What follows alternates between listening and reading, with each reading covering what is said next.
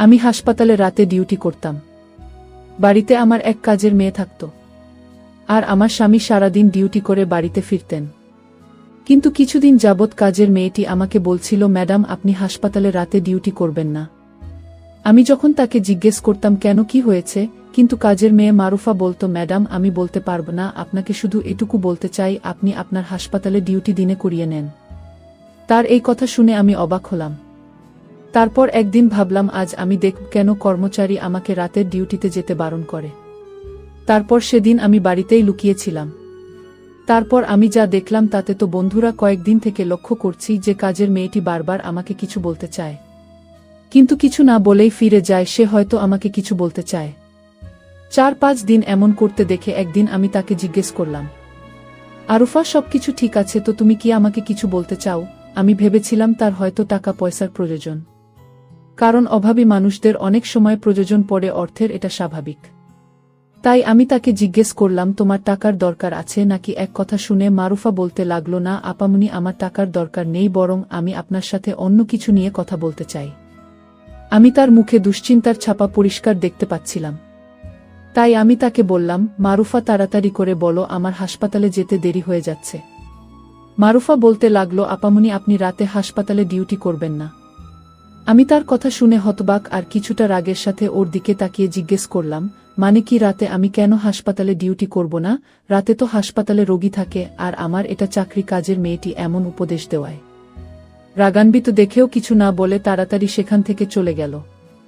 আমি ভাবলাম হয়তো আমি হাসপাতালে চলে যাওয়ার কারণে ওকে বাড়িতে বেশি কাজকর্ম করতে হয়, সেজন্য আমাকে কথাগুলো বলছে। যাই হোক, অনেক দিন ধরে ওর কথাবার্তায় পরিবর্তন দেখতে পাচ্ছি। তাই ভাবলাম আমার কাজের মেয়েটির উপরে খেয়াল রাখা উচিত এবং ওর মনে কি চলছে তাও জানা দরকার। যাই হোক, আমি হাসপাতালে চলে গেলাম। যদিও আগে আমি শুধু দিনেই ডিউটি করতাম, তবে গত 3 বছর ধরে আমি নাইট শিফট করছি এবং এতে আমার কোনো সমস্যা হচ্ছে না। এখন আমার ছেলেমেয়েরা বড় হয়ে গেছে এবং বাড়িতে মারুফাও আছে। ওকে পুরো সময়ের জন্য রাখা হয়েছে যাতে দিন রাত আমার বাড়িতে থাকে এবং বাড়ির খেয়াল রাখে। সন্ধ্যায় তো আমার স্বামীও অফিস থেকে বাড়ি চলে আসে, তাই আমার সংসার নিয়ে কোনো চিন্তা ছিল না। কিন্তু গত কয়েকদিন ধরে মারুফার কথাবার্তা আমার অদ্ভুত বলে মনে হচ্ছে। প্রায়ই আমার সহকর্মী মহিলাদের থেকে শুনতাম যে কিছু সহকর্মী আমাকে সাধারণভাবে সতর্ক থাকতে বলেছিলেন, তবে আমি ভাবলাম মানুষের আচরণ পরিবর্তন হতে পারে, তাই মারুফার সঙ্গে আরও মেলা কথা বলা উচিত। এই খবর শোনার পর থেকে আমার ভালো লাগছিল না। যদিও আমার স্বামীর প্রতি আমার পূর্ণ বিশ্বাস ছিল এবং কাজের মেয়েটির উপরেও আমার বিশ্বাস ছিল, কারণ সে খুব ভদ্র আর সভ্য, কিন্তু আবার ভাবলাম কারও বদলে যেতে সময় লাগে না। তাই আমি কাজের মেয়ের উপরে খেয়াল বা দেখাশোনা করার সিদ্ধান্ত নিলাম। আমি সকালে দিল্লিতে ঘুম থেকে উঠতাম, তাই আমার স্বামী মারুফার তৈরি নাস্তা খেয়ে চলে যেত। এখন আমি ভাবছি যে আমার নিজের উঠে তার জন্য নাস্তা বানানো উচিত, কিন্তু সারা রাত হাসপাতালে ডিউটি করার পরে এমন ক্লান্ত হয়ে যেতাম যে 5:30টায় বাড়িতে ফিরে গভীর ঘুমে তলিয়ে যেতাম। আর দুপুর 2টো ওঠার পরে একবারে লাঞ্চ করে আমার প্রাইমারি ক্লিনিকে গিয়ে বসতাম। হাসপাতালের চাকরির পাশাপাশি আমি একটা প্রাইভেট ক্লিনিক খুলেছি যেখানে আমি গরিব মানুষের চিকিৎসা বিনামূল্যে করি। ক্লিনিক থেকে আসার পরে সন্ধ্যায় চা খেয়ে হাসপাতালে যাই। মাঝে মাঝে আমার স্বামী আমার কাছে অভিযোগ করে বলতো, তুমি তোমার জীবনকে এতটা ব্যস্ত করে ফেলেছ যে আমাদের জন্য হাতে সময় নেই, তুমি বাড়িতে আমার ছেলে মেয়েদের সাথে সময় দাও না। আমার স্বামী খুব ভালো ছিল, আমি তাকে খুব তাড়াতাড়ি মানিয়ে নিতাম।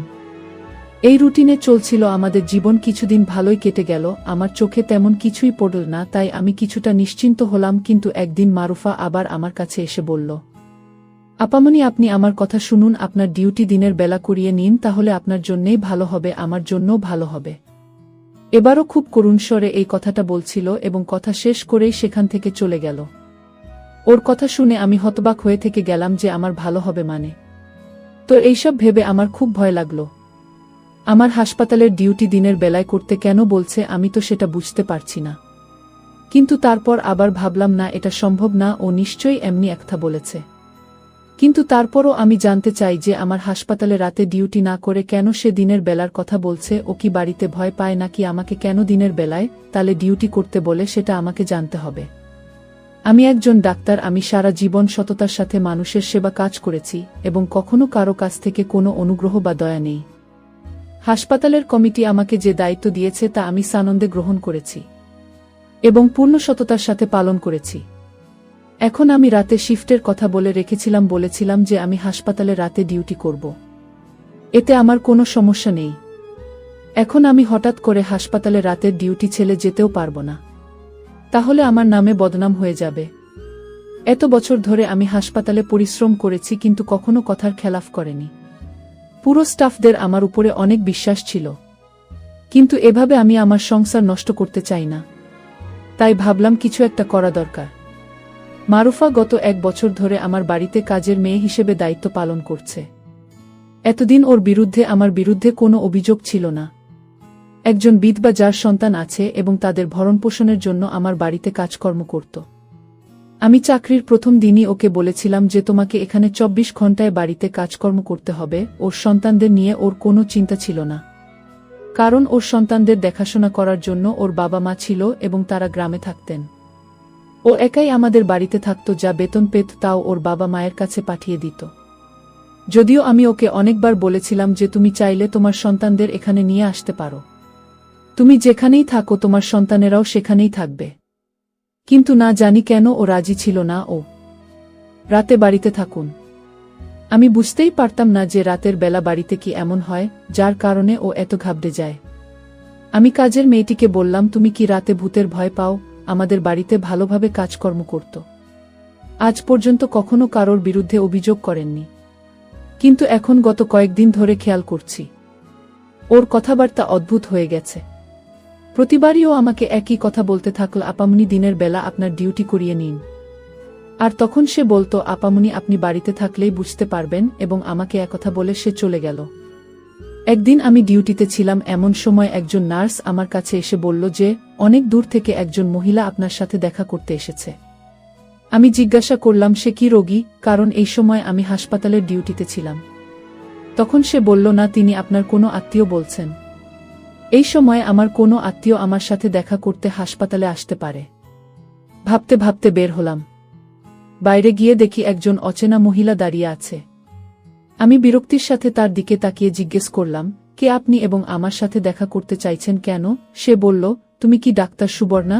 আমি বললাম, হ্যাঁ, আমি ডাক্তার সুবর্ণা। আমার কথা শুনে সে হঠাৎ তার মোবাইল বের করে আমার দিকে তাকাল, যেন ছবি তুলতে চায়, তারপর দ্রুত সেখান থেকে চলে গেল।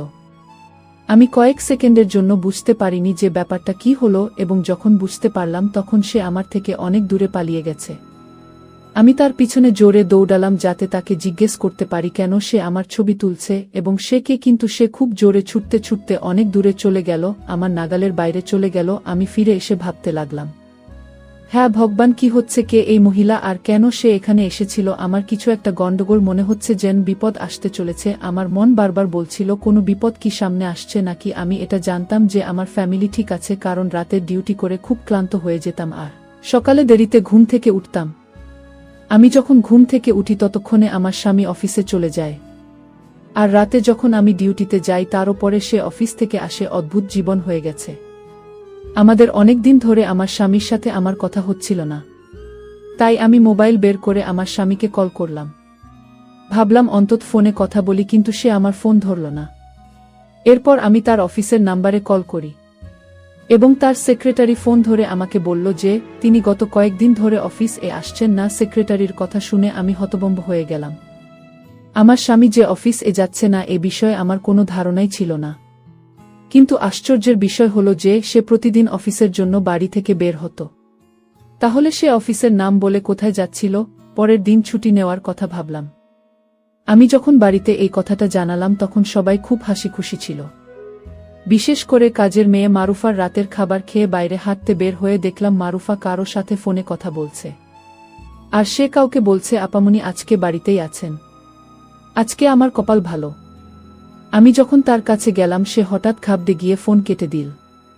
আমি যখন তাকে জিজ্ঞেস করলাম কার সাথে কথা বলছো, সে বলল কারো সাথে নয়, শুধু মাকে ফোন করেছিলাম সন্তানদের খবর নেওয়ার জন্য। এ কথা শুনে মারুফার প্রতি আমার সন্দেহ বেড়ে গেল।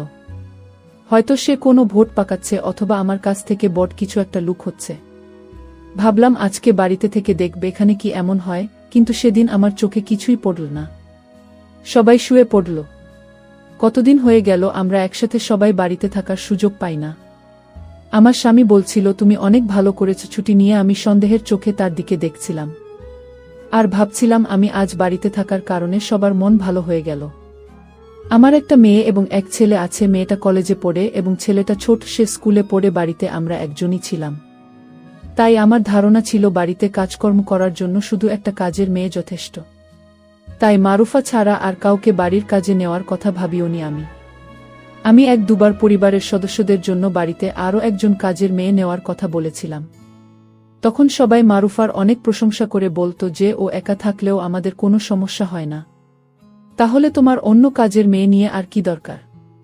কিন্তু গত কয়েকদিন ধরে আমি লক্ষ্য করছি যে মারুফার আমার মেয়ে তমা একে অপরের সাথে খুব গল্প করতে শুরু করেছে। তম সারাক্ষণ মারুফার আশেপাশে থাকত। মারুফা আমার মেয়ে তোমাকে অনেক খেয়াল রাখত। এটা দেখে আমার খুব ভালো লাগতো যে মারুতি খুব অদ্ভুত লাগতো যে কেন মারুফাকে এত ভালোবাসতে শুরু করলো। সেদিন আমি সারা দিন এবং সারা রাত বাড়িতে থেকে দেখেছি, এমনকি হাসপাতালেও যায়নি এবং ক্লিনিকেও বসেনি, কিন্তু তমা আর মারুফা তারা অনেক গল্প করত এবং তাদেরকে দেখে মনে হতো তারা দুজন দুজনের কত আপন। কিন্তু একটা বিষয় লক্ষণীয়, আমার মেয়ে তমা আগে মারুফাকে তেমন একটা পছন্দ করত না। হয়তো আমি বাড়িতে থাকি না, শুধু ও বাড়িতে থাকে, তাই তমা মারুফার সাথেই গল্প করে সময় কাটায়। এখন আমার মনের ভেতরে ভেতরে রাগ হচ্ছিল যে মারুফার এই নাটক কবে শেষ হবে কে জানে। আমি আমার রুটিন অনুযায়ী পরের দিন আবার হাসপাতালে রাতের ডিউটি শুরু করলাম। দুদিন পরেই আমি খুব তাড়াতাড়ি ঘুম থেকে উঠলাম, কারণ সন্ধ্যায় আমার এক বন্ধুর জন্মদিনের অনুষ্ঠানে যেতে হবে। তাই তার জন্য একটা উপহার নেওয়ার কথা ভেবে বাজারে গেলাম। সেখানে আমাকে এক জায়গায় দাঁড়াতে হয়েছিল, কিন্তু আমি সামনে তাকিয়ে দেখলাম আমার স্বামী হাসপাতালের ভেতরে যাচ্ছিল। কেন হাসপাতালে যাচ্ছিল? ও তো একেবারে সুস্থ, ঠিক আছে, ওর তো কোনো সমস্যাই নেই। তাই আমি তাকে অনুসরণ করে হাসপাতালে গেলাম। সেখানে গিয়ে দেখলাম সে একটা রুমের ভেতরে চলে গেল। আমি জানালায় উকি দিয়ে দেখলাম সে একটা মহিলাকে টাকা দিচ্ছি। মহিলাটিকে আমি চিনতে পারিনি। আমি ভাবলাম কেন মহিলাকে টাকা দিচ্ছি? এই মহিলাকে আমার স্বামীর কোনো আত্মীয় হয় নাকি সে হাসপাতালে কাউকে নিয়ে এসেছে আর সেজন্য আমার স্বামী তাকে টাকা দিল? আমার স্বামী মহিলাটিকে টাকা দিয়ে দ্রুত বেরিয়ে গেল। এরপরে মহিলাটি অন্য কাউকে ডাকল এবং কিছুক্ষণ পরে যে মহিলাটি ঘরে এলো তাকে দেখে আমি চোখের পলক ফেলতেই ভুলে গেলাম, কেননা সেই মহিলাটি আর কেউ নয়, আমার কাজের মেয়ে মারুফা। অজানা মহিলাটি মারুফাকে কিছু টাকা দিল আর মারুফা তাকে ধন্যবাদ জানিয়ে সেখান থেকে চলে গেল। আমি বুঝতে পারছি না কি হচ্ছে। আমার স্বামী প্রথমে এক অজানা মহিলাকে টাকা দিল, তারপরে সেই অজানা মহিলাটি আমার স্বামীর দেওয়া টাকা থেকে কিছু টাকা মারুফাকে দিল। অবশেষে মহিলাটি যখন আমার দিকে মুখ ঘোরালো আমি স্তব্ধ হয়ে গেলাম। আমি কিভাবে এই মহিলাকে ভুলতে পারি? এতদিন পার হওয়ার পরেও তার মুখটি আমার চেনা ছিল। এই সেই মহিলা যে সেদিন আমার ছবি তুলে পালিয়ে গিয়েছিল। আমি ভাবলাম তাকে গিয়ে জিজ্ঞেস করব, কিন্তু এরপরে আরেকজন লোক এসে সেই মহিলাকে নিয়ে সেখান থেকে চলে গেল। আমার মনে অনেক সন্দেহ হলো, তাই আমি সিদ্ধান্ত নিলাম যে এই রহস্য আমার খুঁজে বের করতে হবে। রাতে যখন আমি হাসপাতালে নাইট ডিউটিতে যাচ্ছিলাম তখন আমার স্বামীও বাড়িতে এসে আমাকে বলল, চলো আমিও তোমার সঙ্গে যাই, আমাকেও কিছু জরুরি কাজে শহরের বাইরে যেতে হবে। আমি চিন্তায় পড়ে গেলাম যে ও যদি বাড়ির বাইরে থাকে তাহলে আমি কিভাবে সেই রহস্য খুঁজে বের করব। হাসপাতালে গিয়েও আমার অনেক চিন্তা হচ্ছে। মাথায় প্রচণ্ড ব্যথা শুরু হলো। সার্জেন্ট ডাক্তার রাউন্ডে এসে আমার অবস্থা দেখে বললেন, আমার মনে হয় না তুমি হাসপাতালে রাতের ডিউটি করতে পারবে, তোমার বাড়িতে ফিরে যাওয়া উচিত। আমার এমন প্রচণ্ড মাথা ব্যথা ছিল যে আমারও মনে হয়েছিল আমি এখানে আর থাকতে পারব না। আমি আমার জায়গায় অন্য এক ডাক্তারকে ডিউটি দিয়ে এবং বাড়িতে না জানিয়ে চলে এলাম। এর আগে হঠাৎ করে কখনো বাড়িতে আসিনি। দরজা বন্ধ ছিল। ভাবলাম ওদের ঘুম থেকে ওঠানোর চেয়ে চাবি দিয়ে ঘরের দরজা খুললেই ভালো হবে। দরজা খুলে ভেতরে ঢুকতেই বুঝলাম আমার স্বামী হয়তো এখনো বাড়িতে ফেরেনি, কারণ তার গাড়ি ছিল না। আমি আমার রুমের দিকে যেতে শুরু করেছিলাম। আমি আমার ঘরের দিকে এগোতেই পাশের ঘর অর্থাৎ আমার মেয়ে তোমার ঘর থেকে চাপা একটা অস্বাভাবিক শব্দ কানে এলো। আমার মনের ভেতরটা ধক করে উঠল। এত রাতে তোমার ঘর থেকে এমন শব্দ কেন আসবে?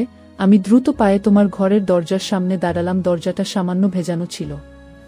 আমি সন্তর্পণে দরজার ফাঁক দিয়ে ভেতরে তাকালাম এবং যা দেখলাম তাতে আমার পায়ের তলার মাটি সরে গেল। তমা অস্থিরভাবে বসেছিল, যেন কিছু একটা থেকে মুক্তি পেতে চাইছে। তার চোখ দুইটা লাল, মুখ দিয়ে সে অসংলগ্নভাবে কথা বলছিল।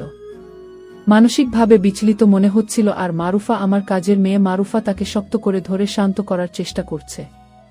মারুফার চোখে মুখে রাজ্যের ভয় আর অসহায়ত্ব। সে বারবার বলছিল, তমামনি শান্ত হও, আপামনি কিছুক্ষণের মধ্যে এসে পড়বেন, সব ঠিক হয়ে যাবে। ঠিক তখনই সদর দরজা খোলার শব্দ হলো। আমার স্বামী দ্রুত পায়ে ভেতরে ঢুকল। তার হাতে একটা ওষুধের প্যাকেট। সে সরাসরি তোমার ঘরের দিকে ছুটে এল এবং আমাকে দরজায় দাঁড়ানো দেখে ভীষণভাবে চমকে উঠল। তার মুখটা ফ্যাকাশে হয়ে গেল। সে কিছু বলার আগেই আমি ঘরে ঢুকে পড়লাম। আমাকে দেখে তমা যেন আরও বেশি অস্থির হয়ে উঠল। আমার স্বামী ধরা পড়া গলায় বলল, সুবর্ণা, তুমি এখানে? আমি তখন আর সন্দেহের মধ্যে ছিলাম না। আমার মন বলছিল এখানে অন্য কোনো গভীর রহস্য আছে। আমি কাঁপা গলায় জিজ্ঞেস করলাম, কি হয়েছে আমার মেয়ের, আর এসব কি হচ্ছে? আমার স্বামী দীর্ঘশ্বাস ফেলে সব খুলে বলতে শুরু করল। যা শুনলাম তা আমার চিকিৎসক সত্তা এবং মা সত্তা দ্রুতকেই নাড়িয়ে দিল। তমা মানসিকভাবে কিছু চ্যালেঞ্জ এর মধ্য দিয়ে